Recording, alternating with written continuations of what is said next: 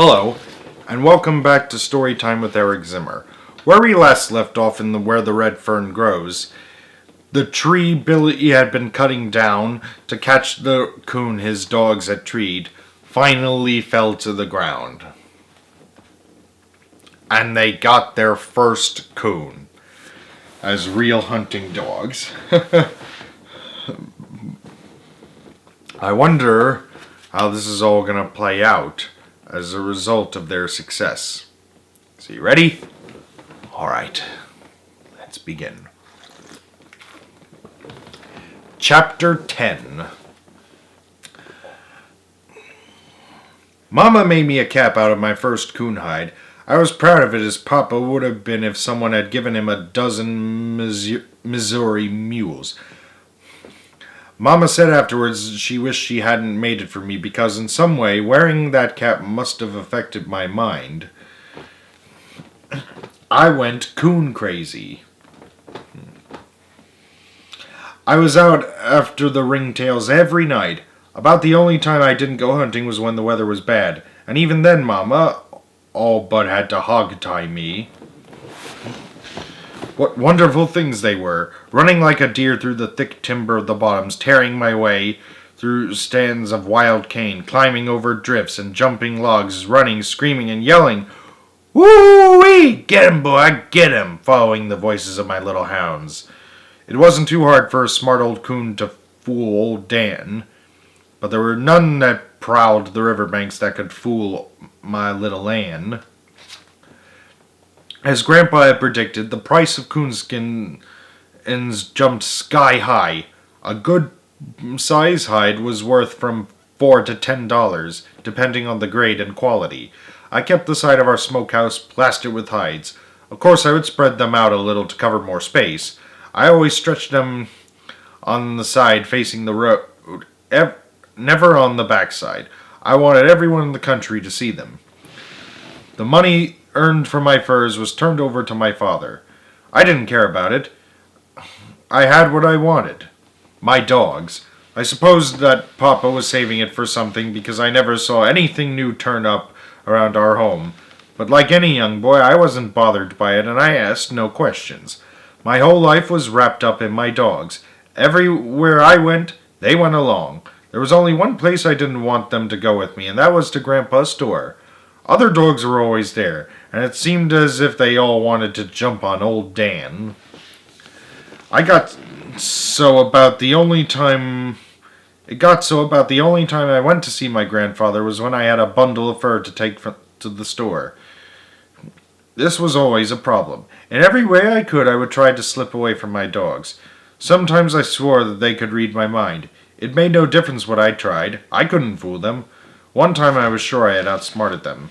The day before I was to make one of my trips, I took my furs out to the barn and hid them. The next morning I hung around the house for a while, and then nonchalantly whistled my way out to the barn. I jumped up in the loft and peeked through a crack. I could see them lying in front of their doghouse. They weren't even looking my way. Taking my furs, I sneaked out through a back door and, walking like a tomcat, I made it to the timber. I climbed a small dogwood tree and looked back. They were still there and didn't seem to know what I'd done. Feeling just about as smart as Sherlock Holmes, I headed for the store. I was walking along singing my lungs out when they came tearing out of the underbrush, wiggling and twisting, and tickled to death to be with me. At first I was mad, but one look at dancing little Ann and all was forgiven. I sat down on my bundle of fur and laughed until I hurt all over. I could scold them a little, but I could no more have whipped one of them than I could have kissed a girl. After all, a boy just doesn't whip his dogs. Grandpa always counted my furs carefully and marked something down on a piece of paper. I'd never seen him do this with other hunters, and it got the best of my curiosity. One day while he was riding, I asked him, "Why do you do that, Grandpa?" He looked at me over his glasses and said kind of sharp, "Never mind, I have my reasons." When Grandpa talked to me like that, I didn't push things any farther. Besides, it didn't make any difference to me if he marked on every piece of paper in the store. I always managed to make my trips on Saturdays, as that was Coon Hunter's Day. I didn't have to stand around on the outside of the circle anymore and listen to the coon hunters. I'd get right up in the middle and say my piece with the rest of them.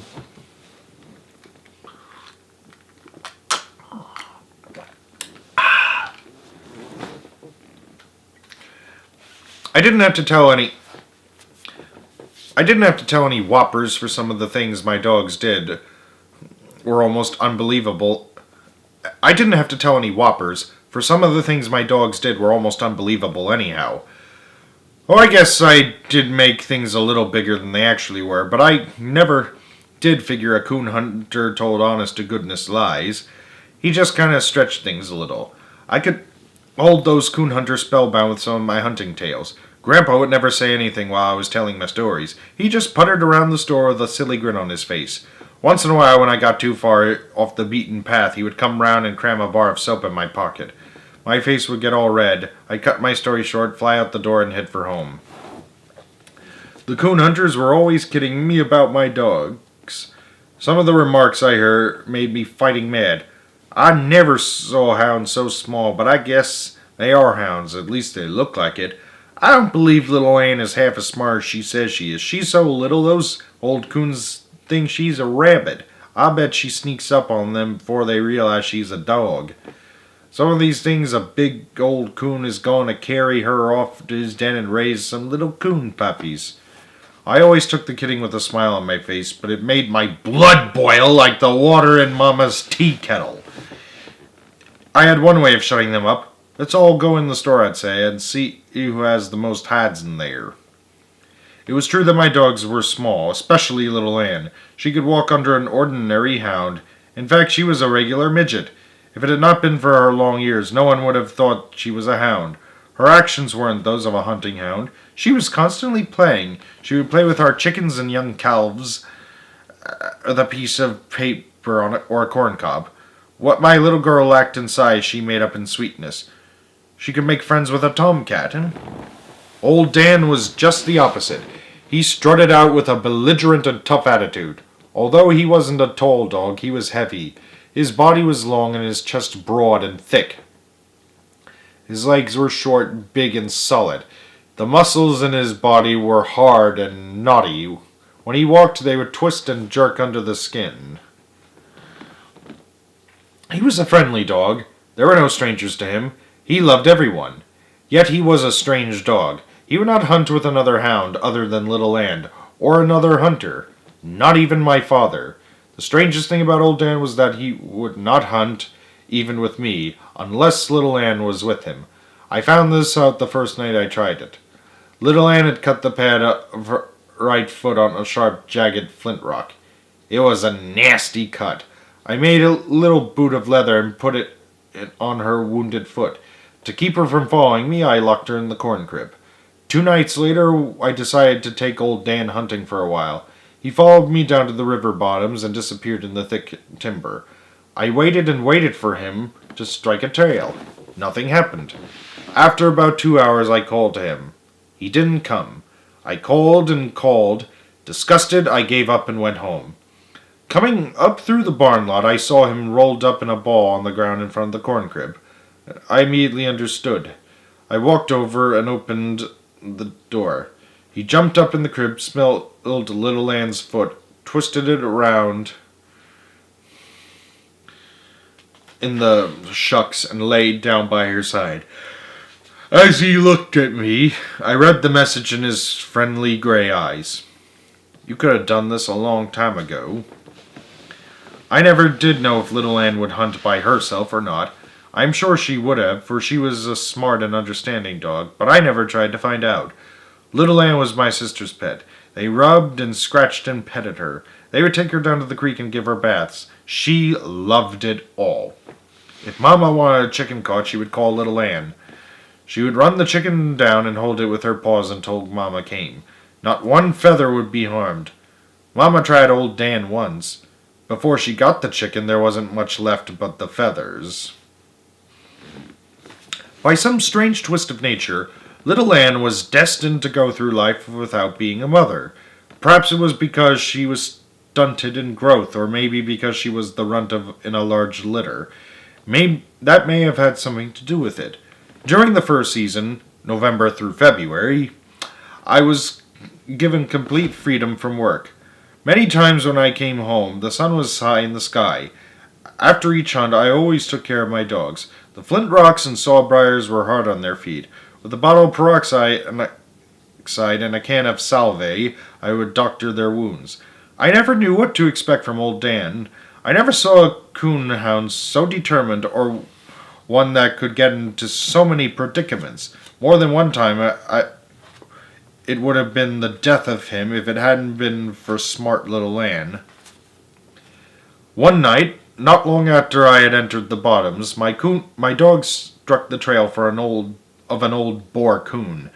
He was a smart old fellow and had a sack full of tricks. He crossed the river time after time. Finally, swimming to the middle and staying in the swift current, he swam downstream. Knowing he would have to come out somewhere, my dogs split up. Old Dan took the right side, little Ann worked the left side. I came out of the bottoms onto a gravel bar and stood and watched them in the moonlight. Little Ann worked downriver, and then she came up. I saw her when she passed me going up the bank, sniffing and searching for the trail. She came back to me. I patted her head, scratched her ears, and talked to her. She kept staring across the river to where old Dan was searching for the trail. She waded in and swam across to help him. I knew that the coon had not come out of the river on her side. If he had, she would have found the trail. I walked up to a riffle, pulled off my shoes, and waded across. My dogs worked the river bank up and down. They circled far out into the bottoms. I could hear the snuffing of old Dan. He was bewildered and mad.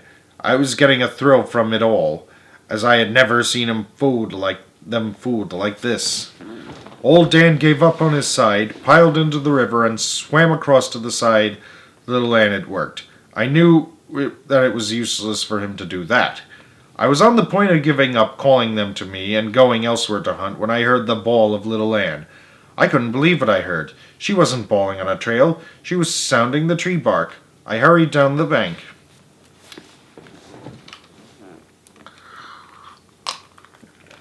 There was a loud splash. I saw old Dan swimming back. By this time, little Ann was really singing a song. In the bright moonlight, I could see old Dan clearly. His powerful front legs were churning the water. Then I saw a sight that made a hunter's heart swell with pride. Still swimming, old Dan raised his head high out of the water and bawled. He couldn't wait until he reached the bank to tell little Ann he was coming. From far out in the river, he told